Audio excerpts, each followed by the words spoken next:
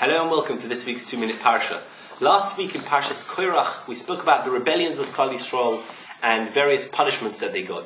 In this week Parshas Chukah starts off with the Chayk, a statute law of the Parah Aduma, a purely red cow, how its ashes are used to purify those contaminated, and other laws of contaminated people.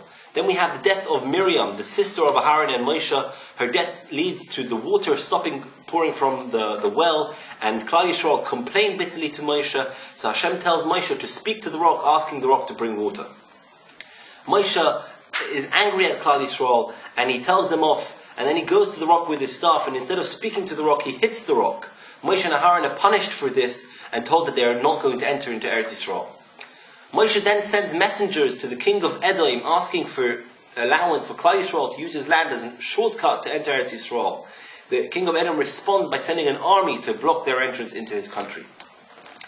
Klal Yisrael then travel in the Midbar. They go to Hor, where Hashem takes the life of Aharon HaKohen, much to Klal Yisrael's dismay, who mourn for the following 30 days.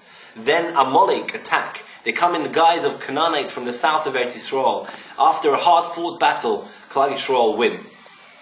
Klal Yisrael travel more, and after so long, 39 years in the desert, and so many plagues and battles, they complain. Hashem responds by sending a plague of poisonous snakes who bite them.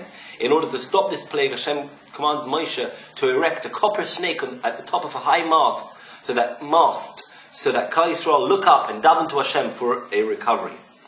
Klal Yisrael travel further and they sing various war songs, and Moshe sends more messengers to Sichon, the king of Emor, again asking for permission to go through his land. He refuses, and he has a battle with Klal Yisrael. He is heavily defeated and his land is conquered by Klal Yisrael. The similar story happens to Og, the king of Bashan. His land is conquered by Klal Yisrael and they are totally wiped, and the people of Bashan are wiped out. Finally, Klal Yisrael camp by Arvis Moav on the banks of the river Yarden opposite Yericho, waiting to go into Eretz Yisrael.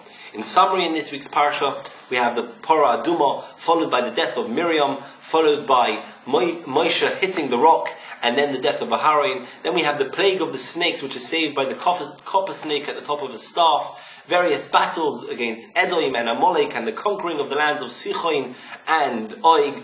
Eventually, Klal Yisrael camp by the Yarden. Have a good Shabbos, and see you next week.